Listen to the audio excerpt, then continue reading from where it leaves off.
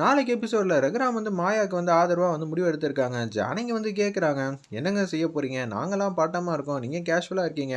இதெல்லாம் சொன்னா உனக்கு புரியாது ஜானகி." அப்படின்னு சொல்லி சூப்பரா வந்து ட்விஸ்ட் வந்து வச்சிருக்காங்க நம்ம ரகுராம். மிஸ் பண்ணாம ஃபுல் வீடியோவும் கேளுங்க. இந்த வீடியோ உங்களுக்கு பிடிச்சிருந்துச்சுன்னா அப்படியே லைக் பட்டன எல்லாரும் வந்து லைக் பண்ணிட்டு அப்படியே கன்டினியூவா வந்து வாட்ச் வந்து பண்ணுங்க. நம்ம ரகுராம் வந்து யோசிச்சிட்டே இருக்காங்க.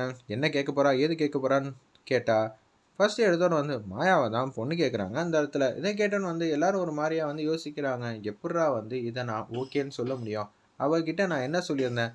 என்னால் கொடுக்க முடிஞ்சதை தான் கொடுக்குறேன்னு சொல்லியிருந்தேன். ஆனால் அவள் இப்படி ஒரு வார்த்தை வந்து கேட்டிருக்காளே, ஒன்றும் புரியலையே அப்படின்னு சொல்லி யோசிச்சுட்டு இருக்காங்க ரகுராம். எப்போது வாக்குறுதி கொடுத்தேன்னா, என் விஷயத்துல மட்டும் ரகுராம் வந்து நிறைவேற்ற மாட்டாங்க. பாக்கி இருக்கிற எல்லா விஷயத்துக்கும் வந்து ரகுராம் வந்து நிறைவேற்றுவாங்கன்னு நக்கலா வந்து புவனேஸ்வரி வந்து பேசிகிட்டு இருக்காங்க. நான் உங்ககிட்ட என்ன கேட்டேன்? ஃபஸ்ட்டு எடுத்தோன்னே உனக்காக ஏகப்பட்ட விஷயம்லாம் விட்டு கொடுத்தேன். முதல் மரியாதையிலேருந்து எல்லாம். ஆனால் நீ எனக்காக ஒரு வரம் கொடுக்குறேன்னு நான் வந்து மதித்து கேட்க வந்தா, நீ வந்து யோசிக்கிற. உன்கிட்ட கொடுக்க முடிஞ்சதை கேட்டா தரேன்னு சொன்னேன். உன் வீட்டில் இருக்கிறது தானே நான் இப்போ கேட்குறேன். கொடுத்தா என்ன குறைஞ்சா போயிடுவேன்? எங்கள் வீட்டுக்கு விலைக்கேற்ற உங்கள் வீட்டு பொண்ணை கேட்குறேன். இது என்னம்மா தப்பாக போச்சுன்னு சொல்லி அந்த இடத்துல கேட்டு தாம்பளத்தை தான் என் தங்கச்சி ரொம்ப நேரம் நீட்டுறால வாங்கிக்க அப்படின்னு சொல்லும்போது ரகுராமுக்கு அவகாசம் வேணும். அதைத்தான் அவர் யோசிச்சுட்டு இருக்காரு. மாயா கிட்ட நீ கேட்டு ஒரு நல்ல முடிவாக சொல்லுவேன்னு நான் எதிர்பார்க்குறேன். பார்க்கலாம், நாளைக்கு இதே டைமில் நான் வந்து நிற்கிறேன் அப்படின்னு சொல்லிட்டு அவங்க மாட்டு மாதம் வந்து கிளம்புறாங்க. அண்ணே எப்படி இருந்தாலும் நம்ம திட்டம்லாம் நிறைவேறிடும், நீ எதுக்கும் கவலைப்படாத அப்படின்னு சொல்லிட்டு அவங்க மாட்டு வந்து குடுக்குன்னு போகிறாங்க நம்ம புவனேஸ்வரி. அப்பன்னு பார்த்து, சாருமதி நீ என்னம்மா நினைக்கிற? நான் எப்படி இருந்தாலும் அவள் தனலட்சுமியை தான் பொண்ணு கேட்பான்னு நினச்சேம்மா. அப்படி தான் நான் யோசிச்சு வச்சுருந்தேன். ஆனால் மாயாவை கேட்பான்னு ஆச்சரியமாக இருந்துச்சு. இது நம்ம லிஸ்ட்லேயே இல்லையே அடேங்கப்பாங்கிற மாதிரி தான் எனக்கு தோணுச்சு. அவளோட திட்டம் செயல் எல்லாத்தையும் பார்க்கும்போது தனம் தான் கேட்பான்னு நினச்சேன். ஆனால் எப்படி தான் மாயா வந்து கேட்பான்னு நினச்சி கூட பார்க்கல.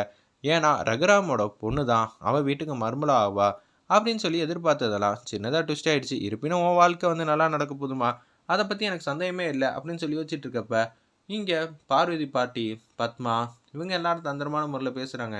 ஜானகிட்ட பேசி ஒரு முடிவு வந்தாதான் எதுவாக இருந்தாலும் தெல்ல தெளிவாக ஆகும் அப்படின்னு சொல்லிட்டு இருக்காங்க. ஒரு பக்கம் மாயா வந்து யோசிச்சிட்டே இருக்கிறப்ப சீனு வராங்க. என்ன மாயா யோசிக்கிற? சீனு வந்து கேட்குறாங்க, என்ன நான் சொல்லணும்னு என்னோட முடிவுன்னு நினைக்கிறேன்? நீ வேண்டான்னு சொல்லிடுவல்ல, உன் கையில் தான் இருக்கு. டே டப்பா, நம்ம 2 பேர் லவ் பண்ணுறோம்டா, கல்யாணம் பண்ணிக்கலாம்னு சொல்லி ரிஜிஸ்டர் மேரேஜ் வரைக்கும் கூட்டிகிட்டு போயிருக்க. இப்போ என்ன முடிவு வந்து சொல்லுவேன்னு சொல்லி என்கிட்ட வந்து கேட்குற மற்றவங்க மாதிரி உன்ன மாதிரி நினச்சியா? அப்படியே பெரியப்பாவை பார்த்தோன்னு வந்து கை கட்டி நிற்கிறதுக்கு. நான் மாயாடா, என் முடிவை கேட்காம யாராலையும் எதுவும் செய்ய முடியாது. நான் கண்டிப்பாக வந்து முடியாதுன்னு தான் சொல்லுவேன். நோனா நோ தான், அவ்வளோதான். எனக்கு இந்த கல்யாணத்தில் விருப்பமே இல்லை. நீ என்னடா இப்படி பேசிக்கிட்டு இருக்க? உனக்காக நான் ஏகப்பட்ட விஷயம்லாம் வந்து ரெடி பண்ணி வச்சாச்சு. எங்கள் அப்பா கிட்ட பேசி சம்மதம் வாங்கிட்டேன். ஆனால் நீ என்னடா செஞ்சு கிழிச்ச டப்பா அப்படின்னு சொல்லி செல்லமாக வந்து திட்டிகிட்டு இருக்காங்க நம்ம மாயா வந்து சீனுவை. என்கிட்ட என்ன பிரச்சனை இருக்குது? ஒரு பிரச்சனையும் இல்லையே. டேய், உனக்கு ஆல்ரெடி நிச்சயம் ஆயிடுச்சு. உனக்கு இன்னும் ஒரு வாரத்தில் கல்யாணம் நடக்க போகுது. அப்படி இருக்க சூழ்நிலை இந்த கல்யாணத்தை பெரியப்பாட்ட சொல்லி நிப்பாட்டுறான்னு நானும் தலைப்பாட அடிச்சுக்கிட்டா நீ கேட்கறதா இல்லை? உன்னை கல்யாணம் பண்ணிக்க வேண்டிய பொண்ணு வீட்டில் வந்து உட்காந்துட்டு இருக்கா. அவளுக்கு இந்த வீட்டில் இருக்கிற எல்லாரும் வந்து சப்போர்ட்டாக இருக்காங்க. அதெல்லாம் பார்த்தா உனக்கு பிரச்சனையாக தெரில. ரொமான்ஸ் பண்ணுறதுக்கு என் கையை பிடிக்கிறியா? தொலைச்சி விடுவேன் தொலைச்சி. இன்னொரு வாட்டி என் கையை என் பெர்மிஷன்லாம் பிடிச்சேன்னு வச்சுக்கியேன், அப்புறம் குத்திடுவேன் அப்படின்னு சொன்னேன். என்னம்மாயா நீ இப்படி பேசிக்கிட்டு இருக்க? இதை நான் உங்ககிட்ட இந்த எதிரே பார்க்கல. பின்ன அமைதியாகவே எல்லா நேரத்துலையும் இருப்பேன்னு நினச்சியா?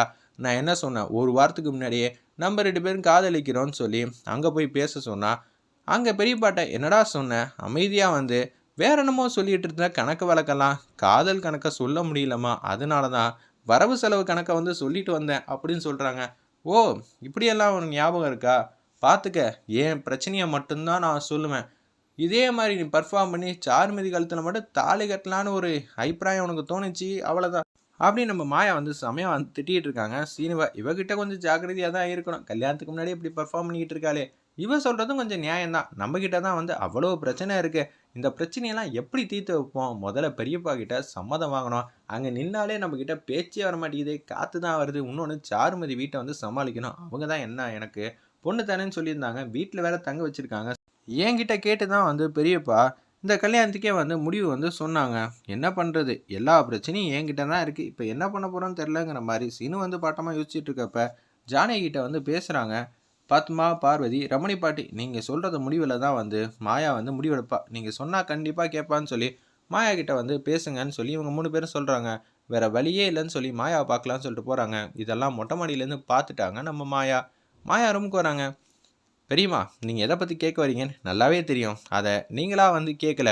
உங்கள கேட்க சொல்லி சில பேர் சொல்லியிருக்காங்க. இதெல்லாம் நான் பார்த்துட்டு தான் இருந்தேன். நம்ம குடும்பம் ஒத்துமையா இருக்கணும்னா, நீ ஏகப்பட்ட விஷயம்லாம் வந்து செஞ்சு தான் ஆவணும்மா. நம்ம குடும்பத்துக்காக வந்து என்ன வேணாலும் செய்யலாம். நீங்க வந்து சில பல இதெல்லாம் மாத்திக்க சொன்னீங்க. நானும் நம்ம குடும்பத்துக்காக வந்து மாத்திக்கிட்டேன். இது எல்லாம் நமக்குள்ளங்கிற இருக்கிறப்ப எந்த பிரச்சனையும் இல்ல. ஆனா, வெளி ஆளுகிட்ட என்னலாம் விட்டு குடுக்க முடியாது. அது எப்படி என் முடிவே கேட்காம ரகுராம் எப்படி வரம் குடுத்துட்டு வரலாம்? அதுவும் அவங்க என்ன கேட்பாங்கன்னே தெரியாம, நீ எது கேட்டாலும் நான் ஓகேன்னு சொல்றதெல்லாம் ரொம்பவே முட்டாள்தனமான இது இல்ல. ஏய் ரகுராமோட மரியாதை பிரச்சனை. செஞ்சத வேணான்னு சொல்ல முடியாதுல்ல. குடுத்து தான் ஆவணும். அதுக்காவலாம் நான் சரின்னு சொல்லிட்டு இருக்க மாட்டேன். நீங்க கேட்டாலும் சரி, இல்ல வீட்ல இருக்கிற யார் கேட்டாலும் சரி. ஏன் ஈவன் தோ நம்ப ரகுராம் கேட்டாலும் நான் முடியாதுன்னு தான் சொல்லுவேன். என்ன நினச்சிட்டு இருக்கீங்க? என்ன மனச பார்த்தா உங்களுக்கு என்ன விளையாட்டா போச்சான்னு சொல்லி கன்னா அப்படின்னா திட்டுறாங்க அந்த இடத்துல. நம்ப நம்ம மாயா வந்து சொல்ற மாரி காட்டுறாங்க அந்த இடத்துல. என்னடா அது இவ லெஃப்ட் அண்ட் ரைட் வாங்குறா. இப்படியே போச்சுன்னா சரி வராதே. சரி நாளைக்கு காலையில 10 மணிக்கு என்ன முடிவு எடுக்க போறாருன்னு தெரியல நம்ம ரகுராம்னு சொல்லிட்டு அவங்க ரூமுக்கு கேஷுவலா வந்து போறாங்க. நம்ம ஜானகி அம்மா வாசல்ல நின்னு கேட்குறாங்க. நம்ம மாயா, ரகுராம் என்ன மாரி மனநிலைமையில இருப்பாரு? நிச்சயம் என் மனசு எப்படி இருக்குன்னு அவருக்கு தெரியும். அவரு ஜானகி மாரிலாம் வந்து முட்டாள்தனமான முடிவெல்லாம் எடுக்க மாட்டாங்க. அவங்க மாஸான முடிவு தான் எடுப்பாங்க. எனக்கு ஏன்னா பெரியப்பாவ பத்தி இவங்களுக்கு தெரிஞ்சத விட எனக்கு நல்லாவே தெரியும். என்கிட்ட சம்மதம் வாங்காம அங்க வாக்குறுதியெல்லாம் குடுக்கலாம். பெரியப்பாலாம் மாட்டாங்கன்னு சொல்லி தான் அந்த இடத்துல மாயா வந்து 100% கான்ஃபிடென்ட்டா இருக்காங்க. என்னங்க நீங்க எதுவுமே செய்யாம அப்படியே அமைதியா வந்து யோசிச்சுட்டு இருக்கீங்க கேஷுவலா. நாளைக்கு வீடு என்ன ஆகப்போகுது? நீங்க வாக்குறுதி குடுத்துட்டு வந்திருக்கீங்க. அத எப்படி நீங்க நிறைவேத்துவீங்கன்னு தெரியாம நாங்கலாம் கவலைப்பட்டுட்டு இருக்கோம். நீங்க என்ன கேஷுவலா உட்காந்துக்கிட்டு இருக்கீங்க அப்படின்னு ஜானகி அம்மா வந்து கேட்குறாங்க. இதுல என்ன இருக்கு? ஜஸ்ட் லைக் தட்ன்னு முடிவு எடுக்க வேண்டியது தானே! இது எந்த பிரச்சனையும் இல்லையே! என்னங்க சொல்றீங்க? நாளைக்கு என்ன ஆகப்போகுதுன்னு தெரியாம நாங்கலாம் தலைய பிச்சுக்கிட்டு உட்காந்துக்கிட்டு இருக்கோம். நீங்க என்ன இப்படி சொல்றீங்க? மாயா கிட்ட நாளைக்கு கூப்பிட்டு வந்து கேட்பேன். சம்மதமான அவ இல்லன்னு சொன்னானா, என்னால தர முடியாதுன்னு சொல்லி நெத்தி அடியா அடிச்சுருவேன். ஓகேன்னு சொன்னானா, இந்த கல்யாணத்த ஜாம் ஜாம்னு ஊரே வந்து மூக்கு மேல விரல வைக்கிற அளவுக்கு விமர்சனையா வந்து கொண்டாடி தீர்த்துருவோம் அப்படின்னு சொல்றாங்க அந்த இடத்துல. சரிங்க. ஆனா மாயா வந்து நோன்னு சொல்லிட்டான்னு வச்சுக்கோங்களேன், இந்த கல்யாணத்துல விருப்பம் இல்லன்னு. அப்புறம் என்ன பண்ணுவீங்க? அவ்வளதான். மாயா விருப்பமே ரகுராமோட விருப்பம். இது மாயாக்கே தெரியும் நான் என்ன முடிவு எடுப்பேன்னு. அப்படி இருக்க சூழ்நிலையில நீங்கலாம் எதுக்கு இதுக்கெல்லாம் ஓவரா வந்து ரியாக்ஷன் குடுத்துட்டு இருக்கீங்க? நான் என்ன சொல்லிட்டு வந்தேன் புவனேஸ்வரி கிட்ட, என்னால குடுக்க முடியிற விஷயத்த கேளு நான் தரேன்னு. என்கிட்டேருந்து அவ பதவி கேட்டுருக்கலாம், இல்ல அந்த சேர் வேணும்னு கேட்டுருக்கலாம், இல்ல முதல் மரியாதை வேணும்னு கேட்டிருந்தா, என்னால குடுக்க முடியிற இடத்துல நான் இருந்தேன்னா, அந்த பொருள நான் உனக்கு தரேன்னு சொல்லியிருந்தேன். இல்ல என்கிட்ட இருக்கிற பத்திரம், சொத்து, ஏன் இந்த வீட்ட கூட கேட்டிருந்தா கூட, நான் அவளுக்கு எழுதி குடுத்துருப்பேன். இதுதான் வாக்குறுதி, வரம் குடுத்தேன். என்கிட்ட இல்லாத ஒரு விஷயத்த வந்து என்கிட்ட கேட்டா, என்னால எப்படி தர முடியும்? யோசிச்சு பாரேன் அப்படின்னு சொல்லி காமெடியா வந்து பேசிட்டு இருக்காங்க. என்னங்க நீங்க எவ்வளோ பெரிய விஷயத்த இவ்வளோ அசால்ட்டா டீல் பண்றீங்க? மாயா இதெல்லாம் நினைச்சு ரொம்பவே சந்தோஷப்படுற மாரி காட்டி, எபிசோட அருமையா மாஸா முடிச்சிருந்தாங்கன்னே சொல்லலாம்.